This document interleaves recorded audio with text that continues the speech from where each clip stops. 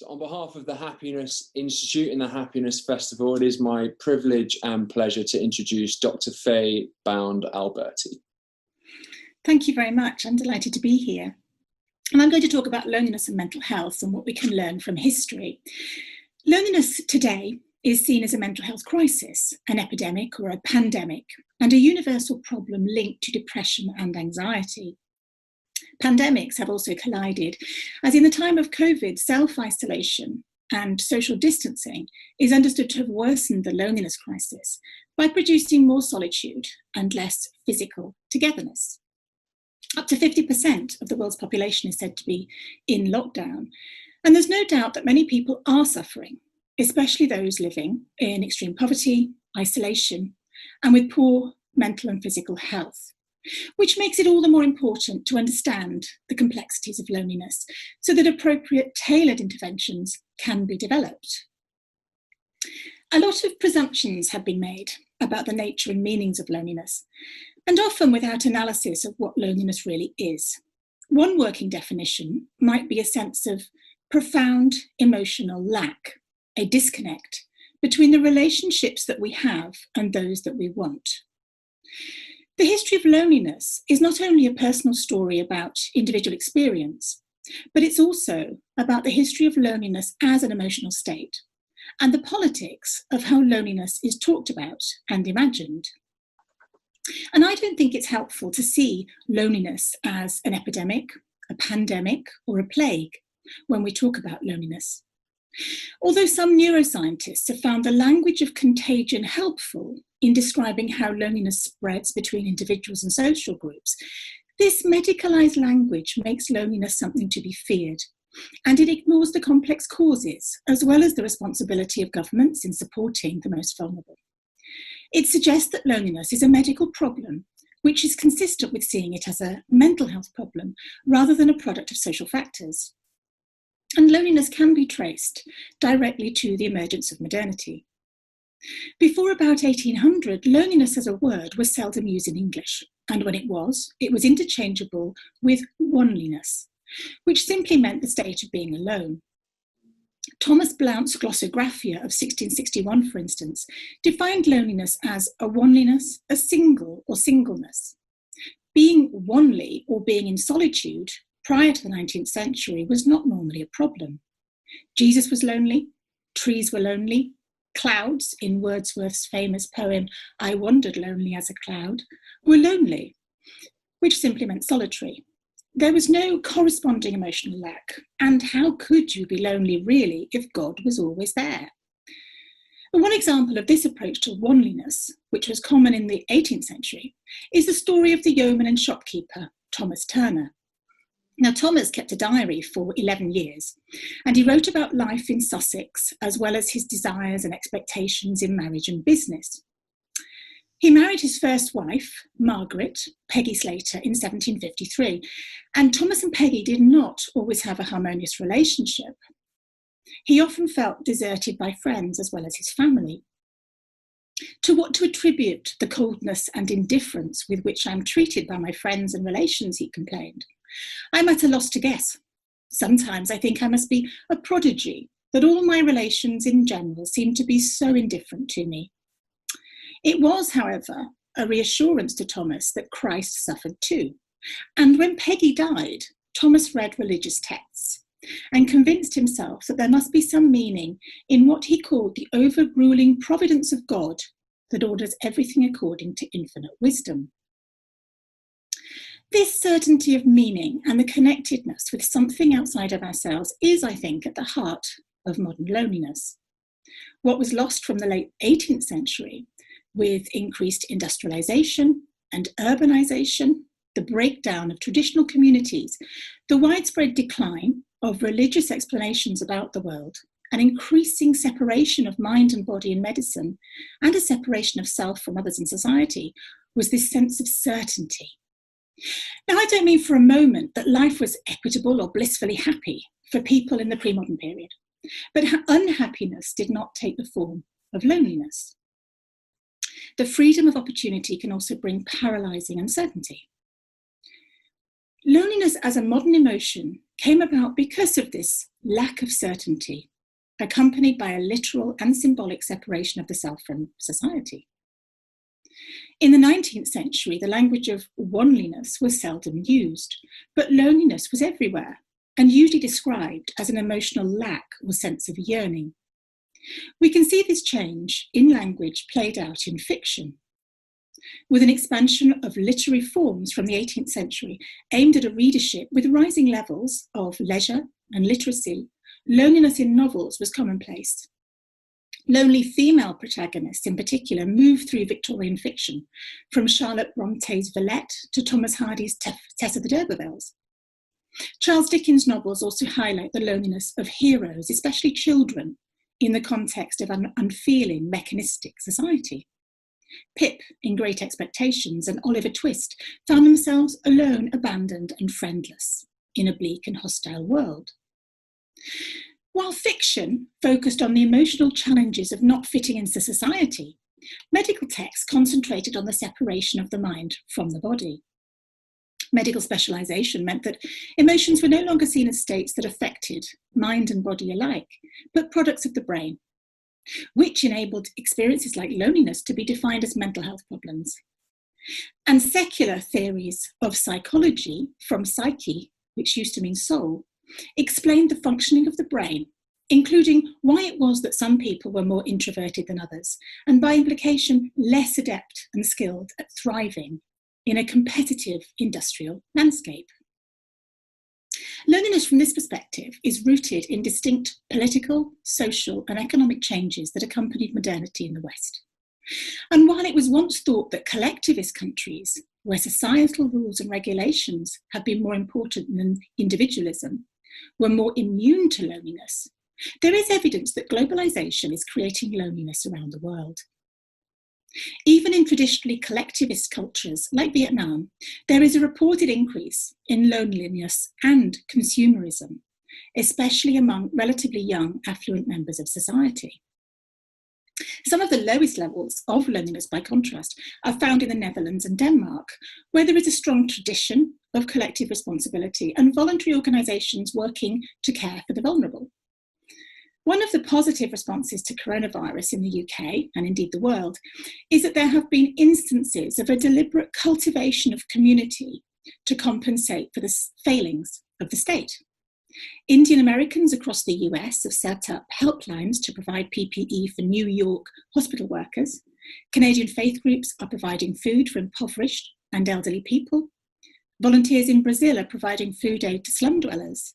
And drug gangs are imposing curfews that the president refuses to implement. It's difficult to know if these kinds of interventions will continue after this current wave of coronavirus, but there is some self-conscious discussion of what community means, and in its traditional sense of accountability and common good. And there's even talk of the happiness that accompanies acts of altruism for the giver as well as the recipient. So building community can be seen as an active way to create happiness for yourself and for others while contributing to a campaign against loneliness. These support groups also show that a search for meaning does not have to be spiritual. It can also be secular. So whereas one of the characteristics of modern loneliness might be a decline in a collective sense of belief in God, and studies of faith groups suggest they can prevent loneliness, it's a belief in something rather than what the belief is that matters.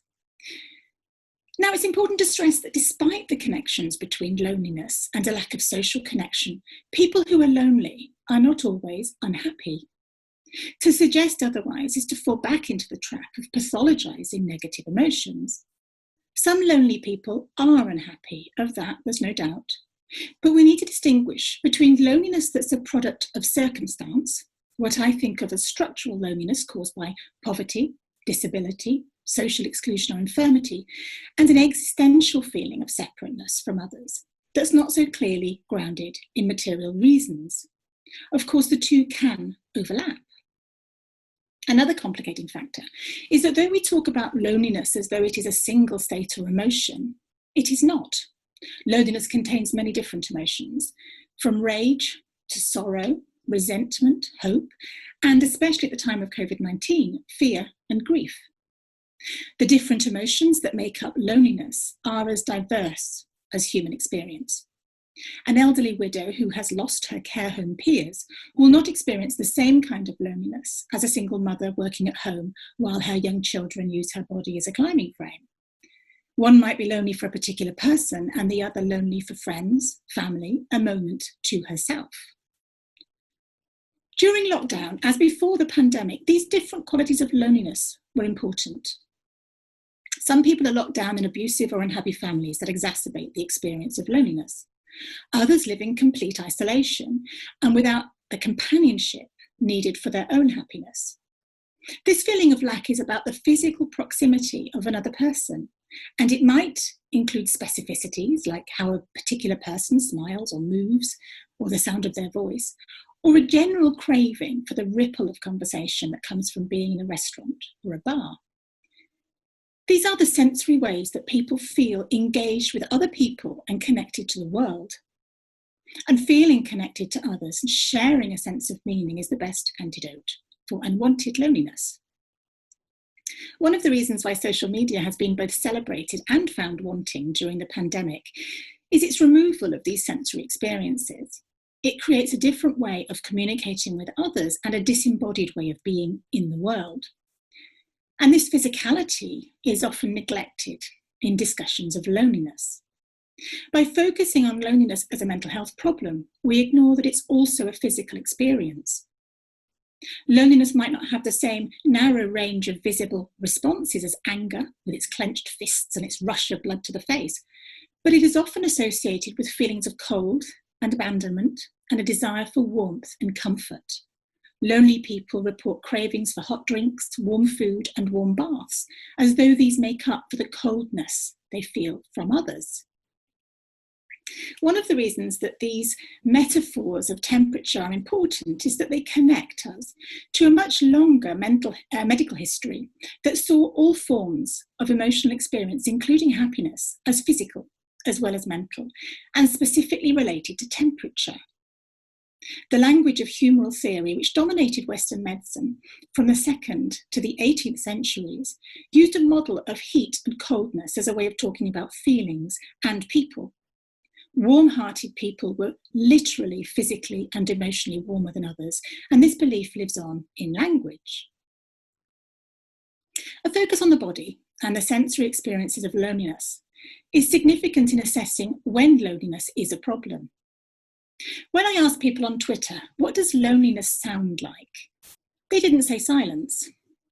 They said radiators clicking on or off, the sound of laughter in pubs, the hubbub of conversation at events they weren't invited to. The sounds were of implied exclusion, but not necessarily solitude. As well as hearing, most people have smells that make them feel less lonely and more connected to others. The scent of a lover's perfume, the powdery smell of a baby's head are common ones. And I wonder if this is why so many people are taking up lockdown bread making. Apart from the physical and symbolic associations of bread making is all about the senses. It involves kneading and baking rituals that connect us to smells and taste, movement and touch, to familiar times and places that invoke happy memories.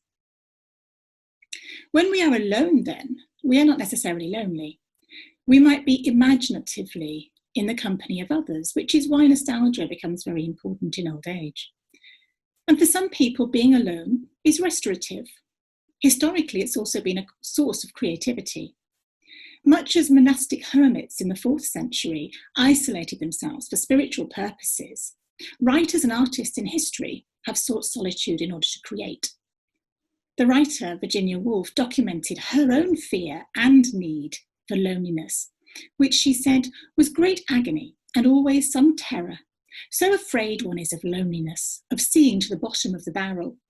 But it was nevertheless necessary to get to a consciousness of the thing called reality.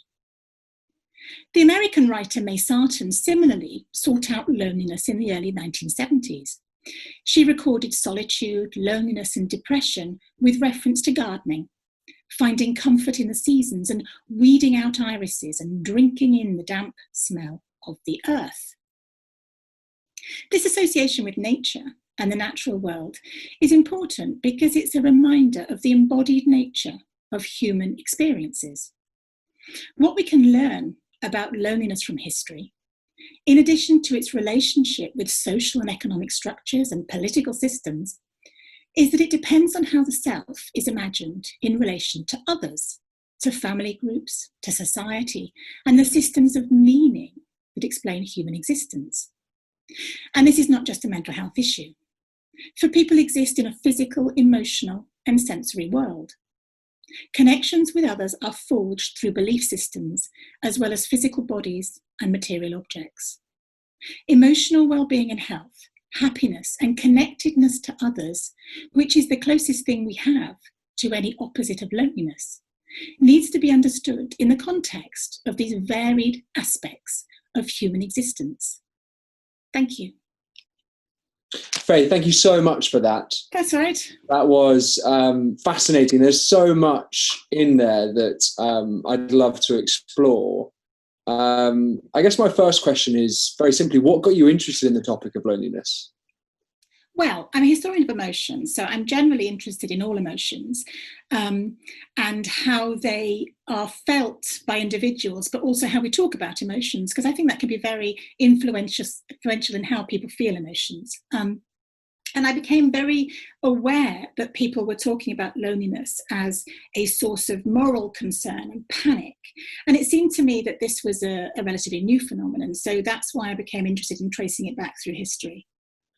And I'd be interested to know what your reaction was when the UK announced that they were going to create a loneliness ministry and Tracy Crouch was appointed.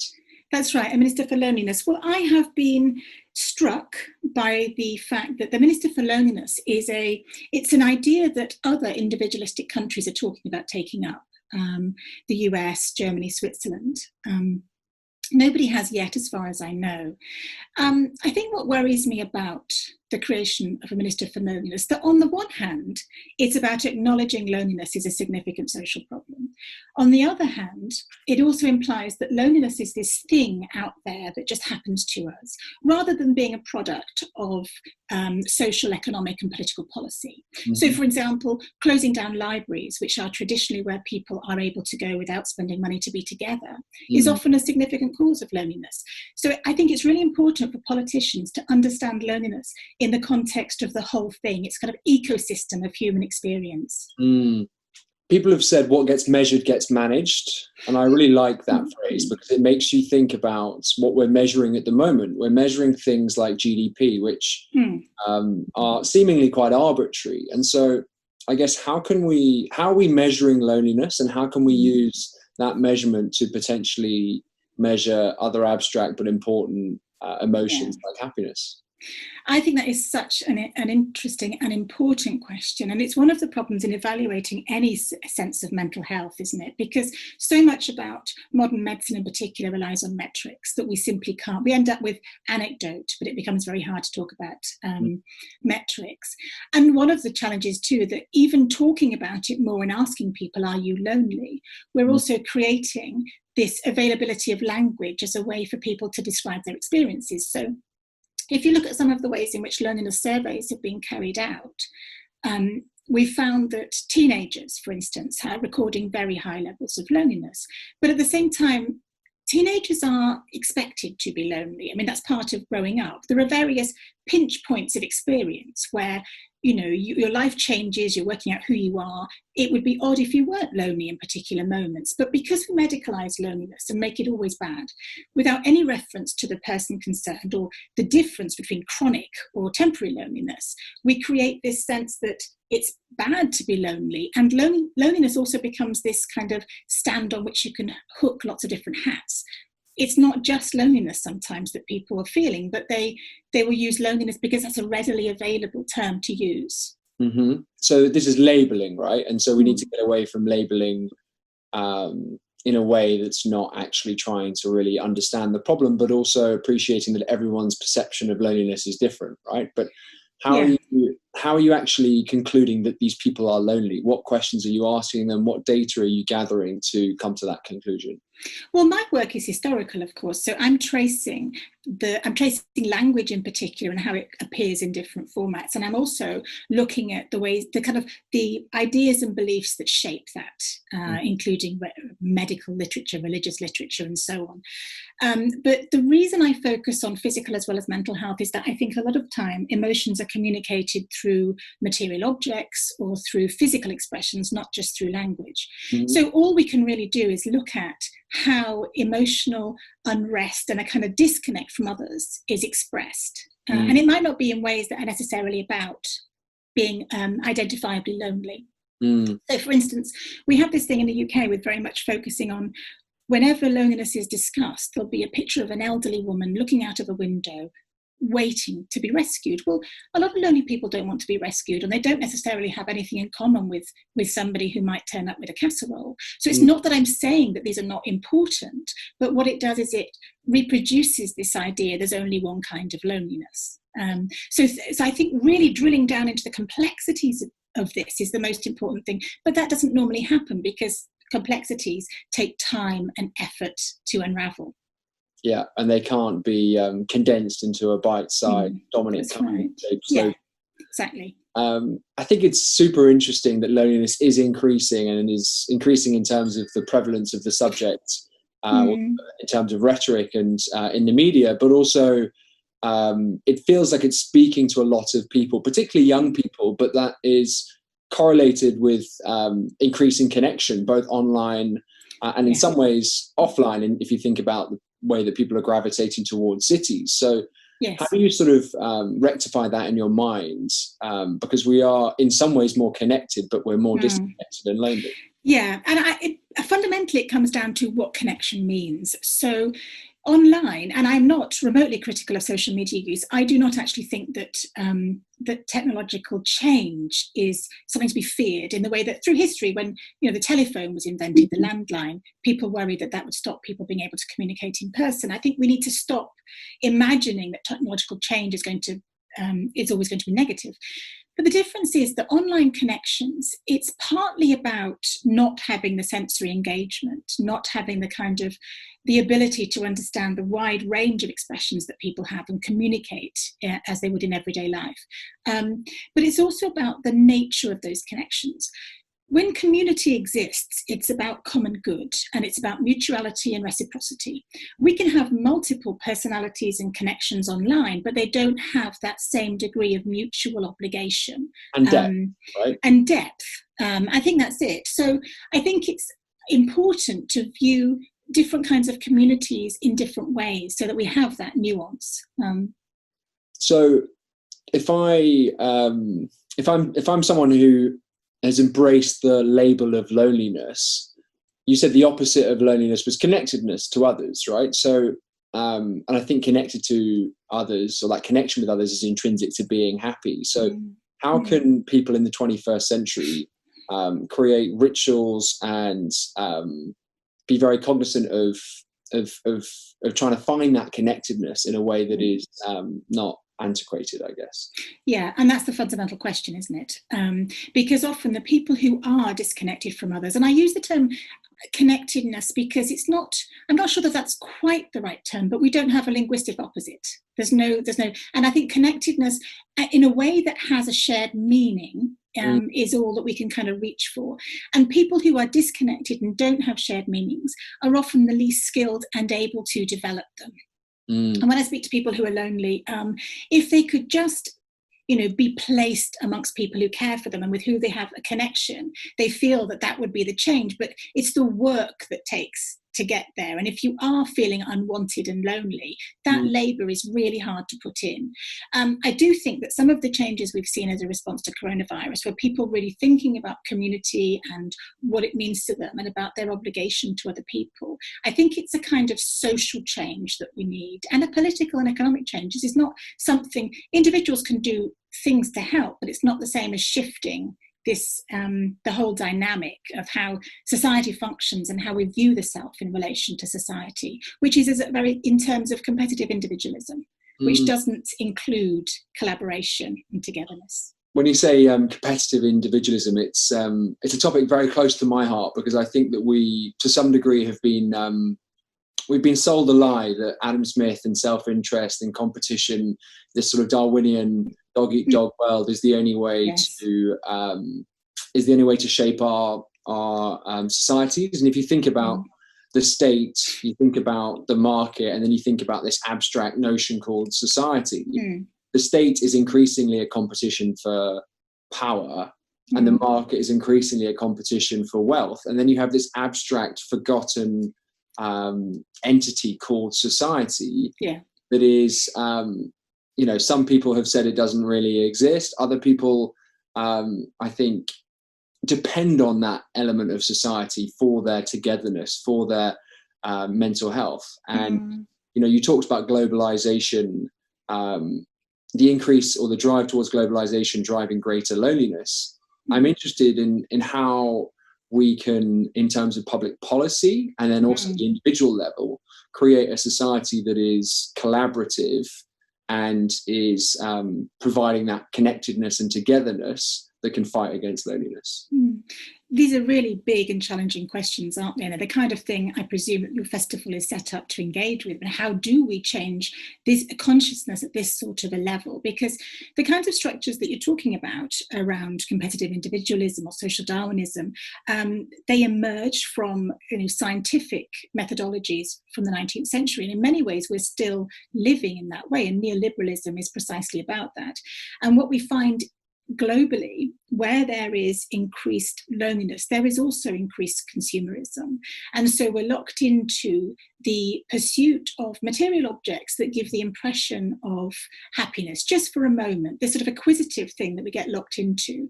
And what the studies show is that the desire and the craving for something distracts us while we buy it. And then there's a disappointment that crashes in, then that cycle begins again and we want more. And so, in a sense, that sort of acquisitive materialism has taken the shape that connectedness with other people used to. Because people who are most lonely are often the ones that feel that shopping online is the best solution. So it is about changing patterns of behaviour. It is about encouraging connectedness. But one of the challenges is, of course, is that whenever we encourage people to show responsibility for others, it often takes on this big society idea, which means that the government kind of disconnects from that. That I think for me, it's a kind of philosophical change in what governments are for, what society is about, and really what the individual is. And I recognise that these are very distinct and massive ways of redefining how we do things, which seem ridiculously idealistic in parts. But I think we have to be able to identify what the key challenges are to be able to make incremental changes in our own lives. I think that's right. And someone much smarter than me said recently, you've got to keep your North Star as idealism and your operating system as pragmatism. And I think that's right. Although some of these things are, idealistic in terms of the transformational change that needs to take place. Also, I think that there is a wonderful opportunity at the moment, given COVID. There really is. Behavior. We have a massive experiment going on right now. And all it takes is for people to change their behavior and to change their mindset. And I guess realize that instant gratification that's provided from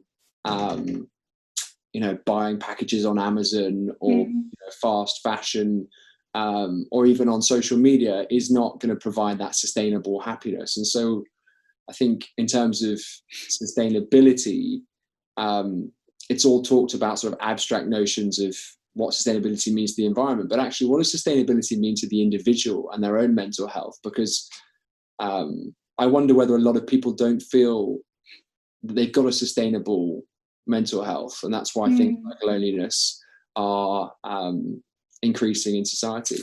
Yes, I think that's right. And I think that it's true too, that we are in a moment where we could see real change, where there's a connectedness of, humans in terms of environments, and we're seeing things differently now. And we're also allowing, as a result of coronavirus, the possibility of different ways of living that weren't considered possible before. People with disabilities or caring responsibilities were told they couldn't possibly work at home. That wouldn't work. And then suddenly everybody can. So things are shifting and things are changing. And the language of loneliness has become so profound now as a kind of almost a cipher for disconnect and unrest, and that something is wrong. That I find that really interesting, not least because the kinds of people that are talking about loneliness now are not people who have necessarily been lonely in the past. So in the same way that people who have intense social anxiety have said to me, now that everybody is anxious, I feel I can relax, and actually I'm sleeping for the first time in ages because somebody else is carrying that load. I think for people with loneliness, it's this sense who have lived with loneliness forever as this chronic feeling and felt the shame and the detachment as a result. Now that people are articulating loneliness as being this, oh, this is a really bad thing, I'm feeling disconnected, it gives sustenance and relief to people who have previously felt marginalized. So this international discussion about what loneliness is could potentially be transformative in its own right. Interesting. So do you think people can be lonely and happy at the same time? Yeah, I do think that. But I think it depends. I do think there's an important distinction between structural loneliness, which you're physically unable to access any of the points of society where you might feel valued as a person. So homelessness and refugees and people who are utterly impoverished and without. And then there's existential loneliness, which is a state that we can slip in and out, and the two can be connected. Of course they can, but there's also a form of loneliness that I talked about in relation to Virginia Woolf, but which is about seeing the world differently and being prepared to look inward and think about what needs to change in your own life, or what can I create in this time, or what can be done. And I think that understanding the positive as well as the negative is very important. And often to think about loneliness in that positive, creative way is itself, it's a very privileged state to be in. In terms of often ethnicity and gender and wealth, to be able to say, I'm enjoying loneliness because I'm going to write the great novel or something like that. It's a privileged status. But I think it can also be restorative. And I had lots of emails from people saying, thank God the doorbell isn't ringing. I feel fantastic. I don't have to come up with 100 million excuses. I can be an introvert and it's my time to shine, I really liked what you were saying about what does loneliness sound like. I thought that was a really interesting turn of phrase and question. And I think questions are so important because often people don't ask the questions because they feel like they don't have the answers, but actually if you ask the question, you often figure out the answer because your body reacts to that question. And I'd love you to answer a few questions around happiness, please. So one, what does happiness mean to you? And and the second is, what does happiness sound like to you? Oh, that's a good one. That's a good question. Well, as a historian of emotion, I have a different perspective on happiness, probably as a longer kind of view of happiness as a feeling. So happiness to me actually means contentment and the absence of want. Whereas happiness, we often talk about it in terms of joy or extreme kind of enjoyment or a kind of thrill of being alive, which to me is not as significant as just contentment and the absence of want. And that might seem more about me than it does about anything else, but I think historically we have almost a pressure on people to be happy now, which connects to what we've been saying about extroversion and being out in the world and competitive individual. And sometimes I have felt that there is almost this competition about who can be the happiest. And I think for me, it always comes back down to contentment and the lack of want, because then there's no desire for anything better and you're happy where you are.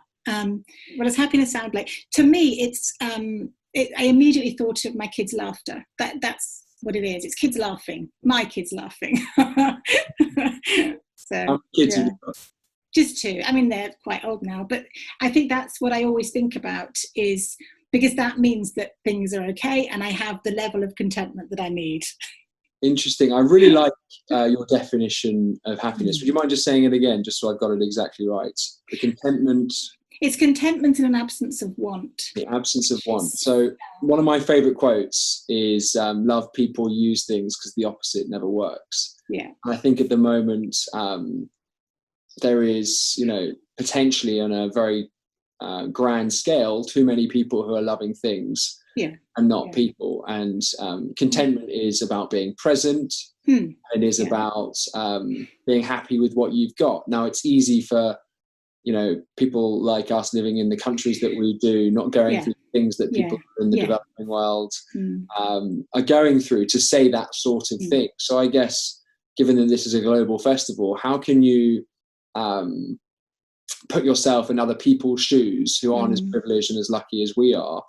And how can they find contentment when they have considerably less than us? Yeah, I think that's a really important point. And I guess that connects to what I was saying about happiness as feeling like this competitive goal. And the more that we have, the more that we can feel happy. When I think that happiness as a kind of absence of want is the most important thing. I mean, the basics are to feel safe, physically safe, and to be able to eat and to have shelter. And those fundamental principles that allow us to feel that we have value as human beings. And it's very difficult for me to suggest how somebody who might be living in terrible trauma should imagine happiness. I think that it's a very personal and circumstantial thing, just as loneliness is. And it will be different in different places and for different people. And I think our own levels of what is happiness or what is loneliness will be very specific to our environment, but also to our personal lived experience.